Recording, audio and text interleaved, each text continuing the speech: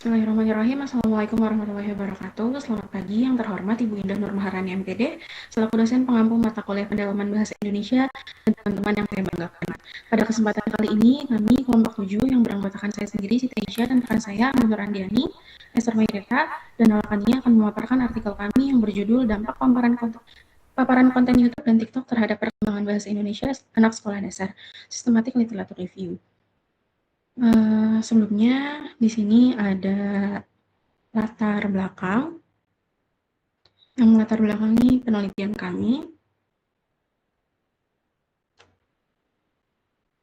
Oke, kita semua tentu mengetahui bahwa teknologi digital telah mengubah cara hidup anak-anak secara fundamental. Generasi Alpha atau anak-anak yang lahir setelah tahun 2010 tumbuh dalam lingkungan yang tidak bisa dipisahkan dari layar digital. YouTube dan TikTok bukan sekedar hiburan bagi mereka, melainkan sudah menjadi bagian dari keseharian. Data menunjukkan bahwa anak usia 6-12 tahun rata-rata menghabiskan 4 hingga 7 jam per hari untuk mengkonsumsi konten digital. Bahkan penelitian dari Brazil menemukan bahwa 63% anak usia 24-42 bulan sudah menghabiskan lebih dari 2 jam sehari di depan layar. Fenomena ini menimbulkan apakah dampak terhadap perkembangan bahasa Indonesia anak. Di satu sisi, konten edukatif terbukti memperkaya kosakata anak seperti itu. Tapi di sisi lain, paparan konten tanpa pengawasan mendorong penggunaan bahasa tidak baku, slang, bahkan imitasi bahasa yang tidak sesuai usia. Penelitian dari Rumania menunjukkan bahwa anak-anak yang terpapar layar lebih dari 2 jam per hari menunjukkan kemampuan linguistik dan pragmatik yang jauh lebih lemah dibandingkan kelompok yang terpapar minimum. Dalam konteks bahasa Indonesia tersendiri, temuan penelitian menemukan bahwa siswa generasi Z mulai merespon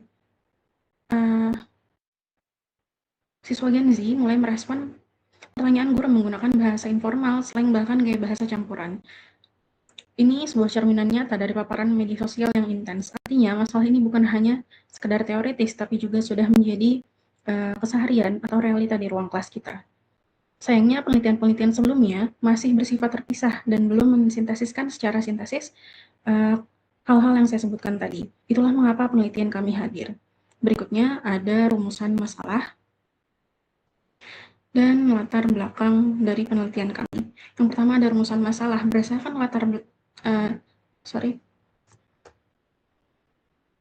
berdasarkan latar belakang tersebut, penelitian kami merumuskan 3 pernyataan utama. Yang pertama, apa saja dampak positif konten audiovisual digital terhadap perkembangan kosakata, kemampuan bicara, dan kemampuan menyimak anak usia sekolah dasar. Yang kedua, apa saja dampak negatif konsumsi konten digital yang tidak terkontrol terhadap kemampuan berbahasa Indonesia anak. Yang ketiga, rekomendasi seperti apa yang dapat diusulkan berdasarkan temuan penelitian mengenai strategi pendampingan digital yang efektif bagi anak. Lalu ada tujuan dari penelitian kami. Sejalan dengan rumusan masalah tersebut, penelitian ini memiliki 3 tujuan. Yang pertama, mengkaji dampak positif konten digital terhadap perkembangan kemampuan bahasa Indonesia anak usia sekolah dasar. Yang kedua, menganalisis dampak negatif secara sistematis. Dan ketiga, merumuskan rekomendasi strategis pendamping digital yang dapat diterapkan oleh orang tua, pendidik, maupun pembuat kebijakan. Lalu berikutnya ada pun urgensi dari penelitian ini. Yang pertama adalah anak-anak usia sekolah dasar sedang berada pada fase kritis pemrolehan bahasa. Masa ini ialah masa di mana kosakata, struktur kalimat, dan kemampuan pragmatik perkembangan paling pesat. Apabila fase ini terganggu oleh paparan media yang tidak tepat, dampaknya bisa berkepanjangan seperti itu. Yang kedua, belum ada kajian sistematis yang secara khusus menyatukan bagaimana temuan tentang dampak dari konten YouTube ataupun TikTok ini terhadap kemampuan berbahasa Indonesia anak. Nah, kesenjangan ini perlu segera diisi agar kita bisa merumuskan rekomendasi yang berbasis bukti ilmiah. Yang ketiga, orang tua, pendidik, dan pembuat kebijakan membutuhkan panduan yang jelas, bukan sekedar kekhawatiran umum, tapi kesimpulan yang terstandar dan dapat dipertanggungjawabkan. Untuk menjawab pertanyaan-pertanyaan tersebut, kami menggunakan pendekatan Systematic Literature Review dengan protokol Prisma 2020 yang akan dijelaskan oleh rekan saya yang berikutnya. Silakan. Oke, selanjutnya ada metode penelitian yang dimana di sini kami menggunakan metode SLR atau Systematic Literature Review yang merupakan metode penelitian yang digunakan untuk mengumpulkan, menyeleksi dan juga menganalisis berbagai penelitian terdahulu secara sistematis dan terstruktur. Nah, metode ini dibantu dengan pendekatan Prisma yang dimana dilakukan dengan mencari artikel dari berbagai database, kemudian diseleksi berdasarkan kriteria tertentu agar diperoleh sumber yang relevan dan berkualitas. Tujuan dari SLR ini sendiri merupakan cara kita menemukan, mengevaluasi, dan menyimpulkan hasil penelitian terdahulu sehingga dapat menjadi dasar yang kuat dalam penelitian yang dilakukan. Nah, untuk tahapannya itu sendiri biasanya dilakukan menggunakan database yang dicari dari Google Scholar, Sinta, ataupun Scopus. Adapun proses-prosesnya itu yang pertama ada proses screening yang dimana dilakukan pada artikel yang dipublikasikan mulai dari Januari tahun 2021 sampai April 2026. Kemudian artikel itu diseleksi menggunakan tahapan Prisma yang terdiri dari 4 fase gitu. Untuk fasenya sendiri ada yang pertama, next teh. Yang pertama itu ada identifikasi yang ditemukan ada 127 artikel gitu ya dari berbagai database tadi, Scholar, Scopus ataupun Sinta gitu. Terus kemudian dilakukan proses screening yang dimana proses screening ini merupakan penyaringan dengan judul dan abstrak yang sama sehingga tersisa 98 artikel yang sesuai dengan penelitian kami. Terus selanjutnya ada tahap kelayakan yaitu penilaian teks, teks penuh atau full text review, dan diperoleh 37 artikel yang tersisa gitu. Dan 37 artikel ini sudah mendekati kriteria dari penelitian kami. Sehingga dilakukan tahap yang terakhir yaitu setelah melakukan semuanya tahap Prisma data 4 tahap tadi, diperoleh 12 artikel final yang digunakan sebagai bahan sintesis dalam penelitian ini. 12 artikel ini merupakan finalnya gitu yang merupakan sesuai dengan kriteria dari penelitian kami. Cukup, mungkin bisa dilanjut oleh teman saya. Baik, berdasarkan seleksi ketat menggunakan protokol Prisma yang sudah dijelaskan sebelumnya gitu ya, kami menetapkan 12 sumber literatur final. Artikel ini merupakan penelitian mutakhir yang diterbitkan dalam rentang waktu 2021 hingga 2026. Nah, jika melihat dari segi reputasi dan kredibilitas sumber, mayoritas data kami yaitu sebanyak 10 artikel berasal dari jurnal ilmiah yang terindeks Sinta dan Scopus, sementara 2 sumber lainnya berupa buku teori dan prosiding ilmiah nasional yang relevan. Nah, dari total data tersebut, metodologi penelitian yang paling mendominan adalah pendekatan kualitatif deskriptif dan studi pustaka library research yang di samping beberapa studi yang menggunakan mixed method, seluruh studi ini berfokus pada subjek yang sama yaitu anak sekolah dasar usia 6 hingga 12 tahun atau yang kita kenal sebagai bagian dari generasi alfa. Boleh di next. Selanjutnya kita akan membahas temuan utama mengenai dampak positif dari paparan konten YouTube dan TikTok terhadap perkembangan bahasa anak. Nah, berdasarkan hasil analisis media digital ini tidak selalu membawa pengaruh buruk gitu ya, melainkan dapat menjadi stimulan linguistik melalui 4 aspek utama. Aspek pertama adalah pengayaan kosakata. Durasi video pendek di TikTok atau short YouTube yang padat dengan bantuan visual yang kuat ternyata membantu anak menyerap dan memahami makna kata-kata baru secara intuitif dan kontekstual. Yang kedua, pada aspek artikulasi dan intonasi, anak-anak memiliki kecenderungan bawaan untuk meniru atau imitation gitu ya. Mereka merekam pola kalimat, gaya retorika, dan cara berbicara dari kreator konten edukatif dan yang kemudian meningkatkan kelancaran mereka dalam berbicara sehari-hari. Aspek ketiga adalah meningkatkan respon menyimak. Sifat konten audiovisual yang interaktif melatih fokus anak dalam mendengarkan cerita, sehingga mereka bisa lebih cepat dalam merespon instruksi verbal yang diberikan oleh orang dewasa di sekitarnya. Dan yang terakhir, media ini memicu terjadinya literasi multimodal gitu ya. Nah, kombinasi serentak antara suara, teks visual, dan gambar bergerak terbukti mempermudah anak-anak, terutama mereka yang memiliki tipe pembelajaran visual auditory, untuk memahami struktur tata bahasa secara lebih cepat. Next. Oke. Untuk memberikan gambaran yang lebih konkret gitu ya, pada slide ini menampilkan tabel ringkasan analisis dari beberapa artikel kunci yang kami inklusikan dalam penelitian. Yang pertama ada dari Bahrin gitu ya, berfokus pada platform TikTok, yang dimana mereka itu menemukan bahwa video pendek berbasis visual kontekstual sangat efektif gitu. Terus yang kedua ada Hermawan gitu ya, meneliti platform YouTube, menyimpulkan bahwa paparan konten secara positif mampu meningkatkan kelancaran berbicara, intonasi, sekaligus menumbuhkan rasa percaya diri anak. Lalu ada Puspita menegaskan bahwa penggunaan media sosial secara umum berkontribusi besar dalam mempercepat pemahaman makna kata, khususnya pada siswa sekolah dasar. Secara garis besar, data-data ini itu membuktikan bahwa YouTube dan TikTok memegang peran besar sebagai lingkungan linguistik bagi anak gitu ya. Boleh dilanjutkan oleh Teh Anggun. Baik, di sini ada dampak negatif dari konten digital terhadap kemampuan berbahasa anak. Yang pertama ini masuknya bahasa tidak baku dan slang dalam platform YouTube dan TikTok.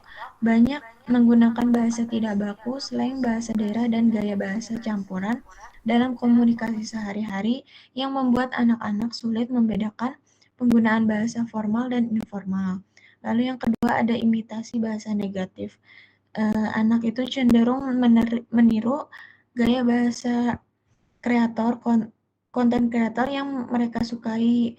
Konsumsi konten tanpa pengawasan ini dapat meningkatkan risiko penggunaan bahasa yang tidak sesuai norma kebahasaan. Lalu yang ketiga, menurunnya kualitas interaksi verbal langsung. Dalam penggunaan gadget berlebihan ini, mengurangi komunikasi tatap muka antara anak dan orang tua. Kemudian kurangnya interaksi verbal ini akan berdampak pada perkembangan pragmatik dan kemampuan sosial anak, serta interaksi langsung yang minim dapat menghambat perkembangan kosakata dan kemampuan komunikasi anak. Boleh di next. Kemudian ada faktor-faktor penentu arah dampak. Yang pertama ini ada kualitas konten. Konten digital ini menjadi faktor utama yang menentukan apakah dampaknya positif ataupun negatif. Dalam berbagai penelitian ini menunjukkan bahwa konten edukatif, naratif, dan menggunakan bahasa baku mampu memberikan dampak positif terhadap perkembangan kosakata, kemampuan komunikasi, dan penggunaan bahasa formal anak. Sebaliknya, konten hiburan ini yang didominasikan bahasa yang tidak baku atau slang berpotensi meningkatkan penggunaan bahasa yang tidak baku secara berlebihan. Hal ini menunjukkan bahwa platform digital seperti YouTube dan TikTok pada dasarnya bersifat netral, namun dampaknya ditentukan oleh jenis konten yang dikonsumsi oleh anak. Lalu yang kedua ada intensitas dan pola paparan. Penggunaan media digital dengan durasi yang berlebihan, terutama tanpa pendampingan, dapat memberikan dampak negatif terhadap perkembangan bahasa anak. Dalam beberapa penelitian ini menemukan bahwa penggunaan media lebih dari 2 hingga 4 jam dapat berkaitan dengan keterlambatan perkembangan pragmatik dan rendahnya kelancaran komunikasi serta kesulitan anak dalam memberikan penggunaan bahasa formal dan informal. Lalu yang ketiga ada mediasi orang tua dan pendidik. Keterlibatan aktif orang tua dalam memilih, mendamping, dan mendiskusikan konten digital bersama anak terbukti mampu manfaat edukatif sekaligus mengurangi berbagai risiko negatif media digital. Penelitian ini menunjukkan bahwa mediasi orang tua memiliki pengaruh signifikan terhadap peningkatan kemampuan linguistik anak, dan berbagai program pendampingan keluarga juga terbukti dapat meningkatkan kualitas interaksi komunikasi anak di rumah.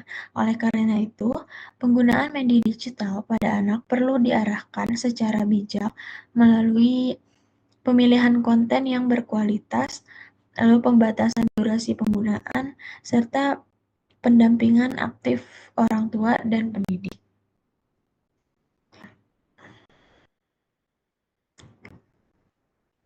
Kemudian ada implikasi terhadap konteks Indonesia. Dalam perkembangan media digital ini membawa pengaruh besar terhadap penggunaan bahasa anak dan remaja.